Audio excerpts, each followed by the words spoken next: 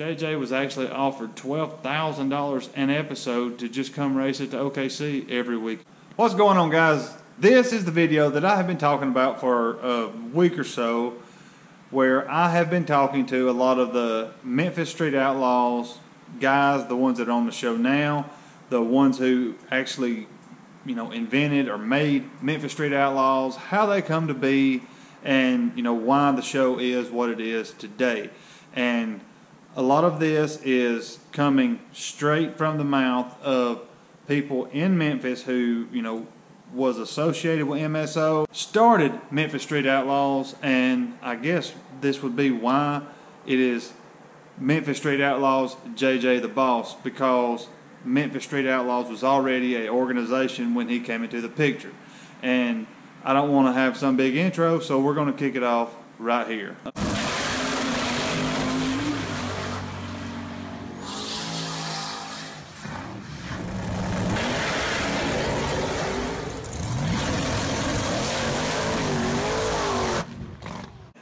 Coming directly from the originator of Memphis Street Outlaws, this is the story.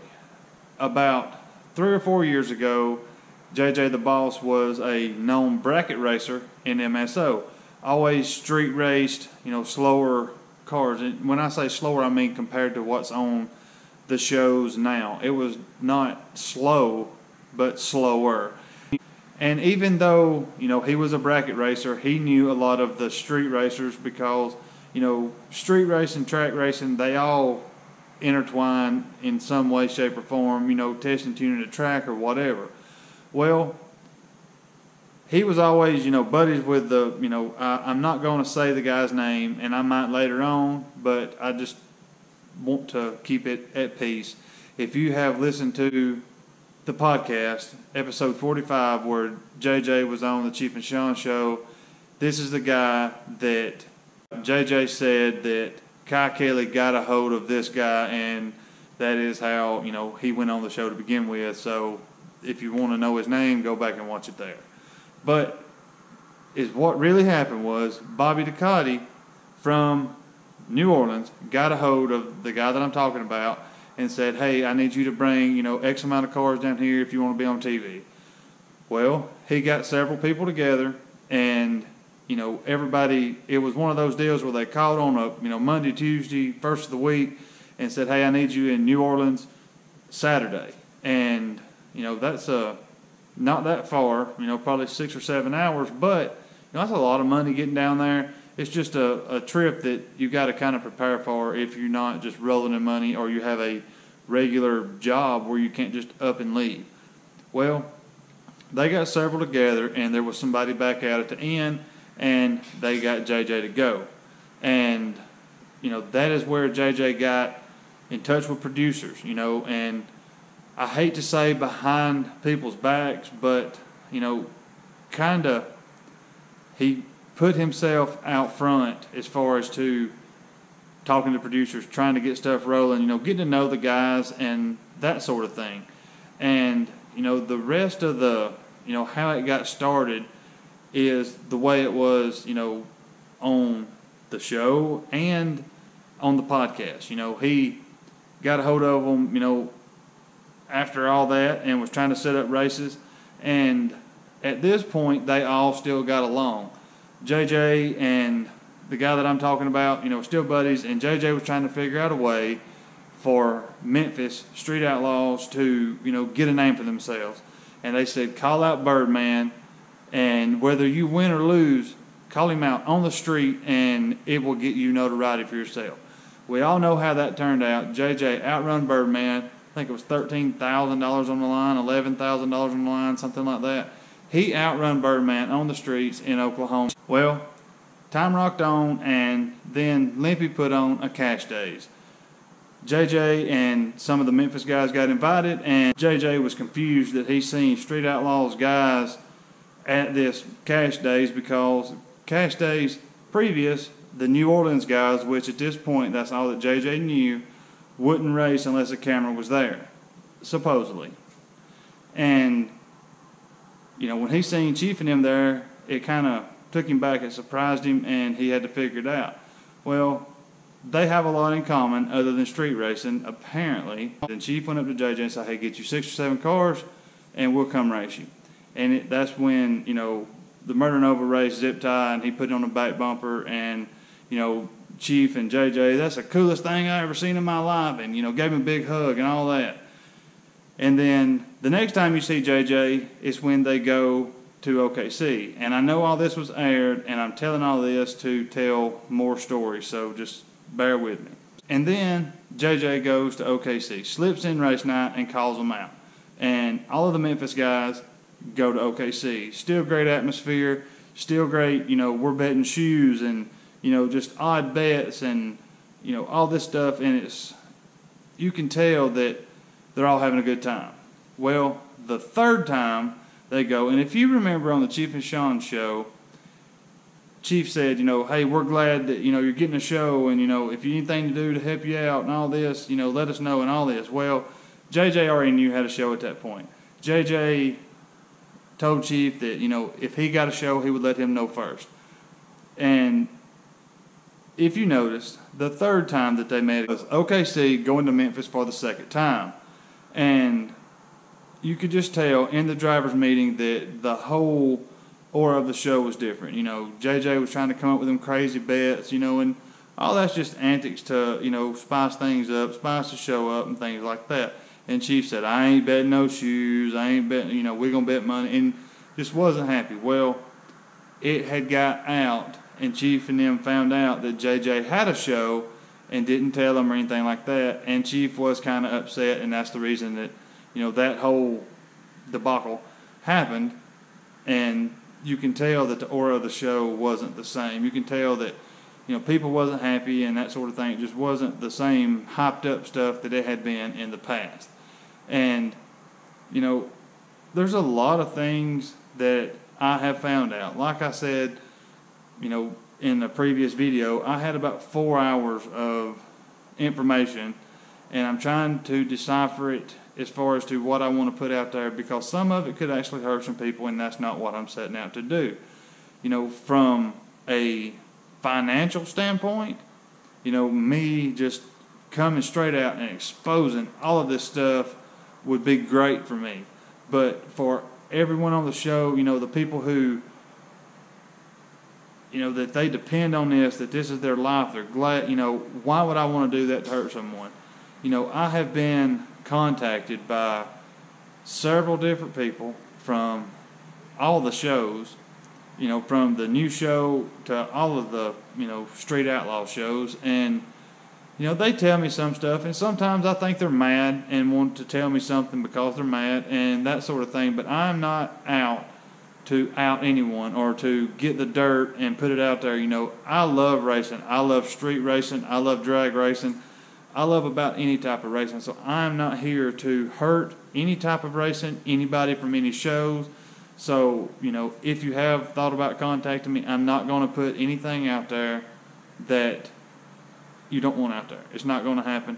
The guys that I have been talking to want me, or say they don't care, I'll put it that way, whether I say all this stuff or not. But I do feel like, in a way, it would hurt them or hurt, their cities, racing. And, that's not what I'm out to do. I'm not going to do that. But, through all this, JJ has done some stuff that's kind of that I don't necessarily agree with. It's not what I would do. But then again, he's trying to find his own voice in this world that is street outlaws. And, you got to give the man props for that. But, one or two things that I do want to mention in this video, and like I said, this is more than likely going to be a series, of a couple of videos, and we'll see how they go. JJ, I know that you or one of your crew members watches this. If you want to say your side, tell your side, jeastracing@gmail.com. My email address is on the screen right now. All you got to do is shoot me an email, and, you ain't even got to put me your phone number, whatever you want to do, and I'll call you. I will come and put a camera in any one of your faces, and you can tell your side of the story, and I will edit it, let you see it before I even upload it. How about that? That's a deal for anybody on any television show.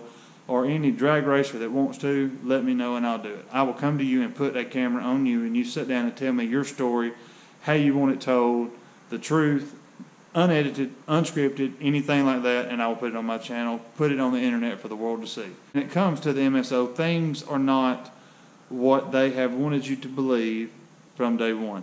You know, there has always been a list in Memphis. You know, on the show, there's not one, but there has always been a list. And the cars you see on the show now isn't the ones that was on the list. There's a handful of them. Dennis Bailey, you know, I have heard so many times he's a great guy, a great engine builder, and one of the fastest guys there is.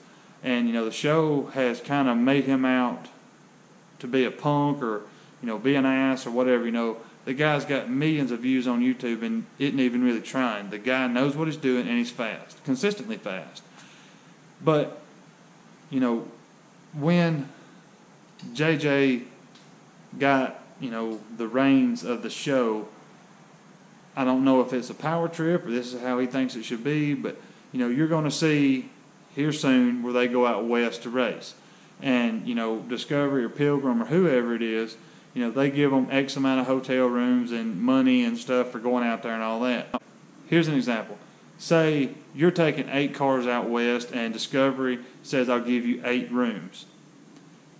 Do you give each racer a room, or do you give, you know, your little clique, which would be, you know, his family, you know, 6 of them, and then give the other 2 to the rest of them and tell them to figure it out? That is what I was told happened, and that's not fair.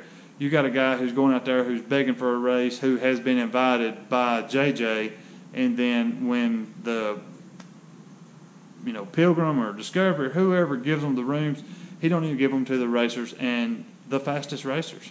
So, you know, things like that, and the snowball effect to things like that, and things leaving a bad taste in your mouth or a bad experience, snowballs into stuff bigger, you know, and it doesn't do well for the people that you're trying to get to help you make a television show. You know, here's another thing that you may not know about JJ. JJ was actually offered $12,000 an episode to just come race at the OKC every weekend. Turned it down for the show that he's got now.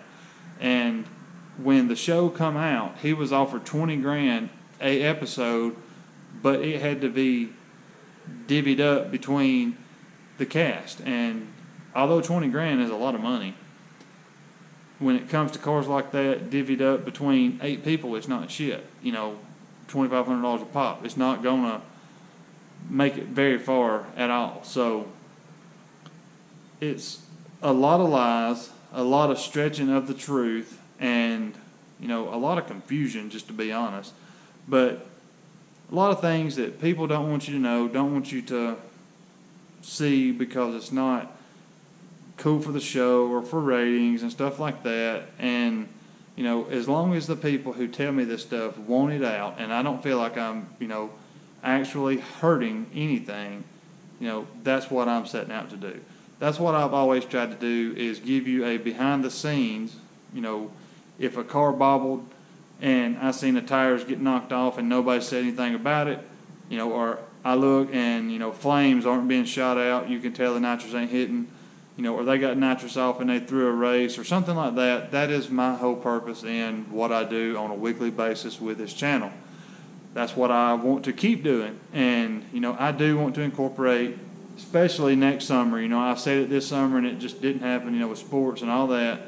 And I want to kind of evolve my channel at least down the middle between building these cars and the Street Outlaws thing. I'm never going to quit doing Street Outlaws, for one, because I don't feel like Street Outlaws has, but, you know, a couple more seasons, so, you know, why would I stop now? But not the Corvette. You know, I want to build that car and give it away, but I'm not going to do it without the views and the revenue to be able to do that. I'm not just going to give away a $10,000, $12,000 car for no reason. But I would love to give back to you guys, you know. And, you know, I have tried to come up with different things to, you know, incorporate you into the channel. And, you know, I had some participation, but it kind of slacked off. And it seems like the more I push to get people to interact with me, the more negative responses I get about it. You know, I still have my giveaway going where anything sent to the P.O. box that's on the screen right now is entered to be in a $50 gift card. I was wanting to do it once a month, but, you know, I got so much negative stuff about it that I will set a cutoff date one day, and then, you know, the people who entered, fine. If you don't, fine. $500 when I hit 50,000, still going. And also, if you haven't watched the first 5 or 10 minutes of my live feed about 3 videos ago, go check it out. It explains why I am promoting these shirts so much. Go check it out and you will understand. Every bit of the proceeds that are coming from these shirts, I'm going to take it all, and sometime between Thanksgiving and, you know, midway through December, I'm going to go buy a bunch of toys and take it to the Children's Hospital in Birmingham, Alabama, and give it to the kids that will not be able to go home and spend Christmas with their families. If it can give them a few minutes of happiness, then that is well worth it when they're going to have to sit in a hospital room, you know, hooked up to machines and aren't able to go home for Christmas. That is the whole point with my shirts, and anything you want me to know, say, do, or have, send it to the email address that's on the screen right now. And if you want to be entered to win $50, send whatever you want to send to the P.O. box that's on the screen.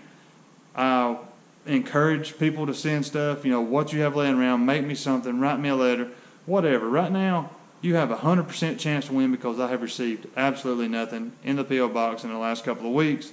So, you know, it's not going to take a whole lot to win. So, thank you very much for watching, and Godspeed. I will see you in the next video.